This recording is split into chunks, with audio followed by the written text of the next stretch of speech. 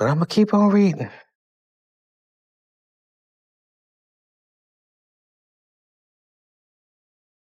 Alice and Mike drove along the highway until they pulled into a dingy gas station to take a break. They encountered two local oddballs, a skinny guy and a fat guy, who looked like they'd stepped out of a nightmare. Alice inquired about a couple's suite and some gas, but the skinny one only wanted to know if they smoked weed.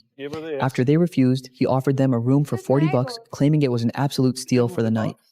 As they grabbed their bags, they missed a huge red flag. A woman's high heel fell out of the bag the fat guy was dragging.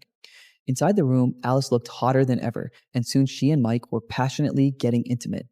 They had no idea the owner was watching the whole show through hidden cameras, licking his lips like a predator. He called his crew to prepare for the kidnapping first thing tomorrow because he wanted a piece of the action. The next day, while the two flirted over breakfast, the fat guy tried to slip a heavy dose of knockout sugar into their coffee. A blonde woman nearby frantically rang their doorbell, urgently warning them before they could drink. The fat man grabbed his shotgun, but Mike drew his pistol, forcing the bastard to drop his weapon and back away. The couple raced to their car, the boss watching them drive off, muttering "turn right" into his preset trap.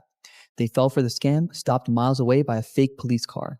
A woman drugged Mike. Alice was knocked out by a stun gun, then both were dragged back to the gas station. Mike was tossed into a pit filled with rotting corpses, while Alice was chained in a dark, damp basement. The boss's wife, jealous of Alice's beauty, hosed her down with high-pressure water just to watch her suffer and shiver.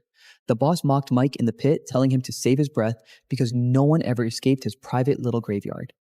That night, the fat man sat in the basement eating chicken legs, completely captivated by Alice's performance. Alice found a rusty nail on the floor and began seducing him, promising fun if he unlocked her cage. The fool let desire overpower reason. As he neared, Alice drove the nail deep into his eyeball. Amid his agonized screams, the fake cop upstairs suffered a religious breakdown and hanged himself over the pit. His dangling body became Mike's ladder, allowing him to climb out of the hole and rush to the basement in search of Alice. Mike thoroughly subdued the fat man and freed Alice from her chains, enabling them to dash desperately toward the car.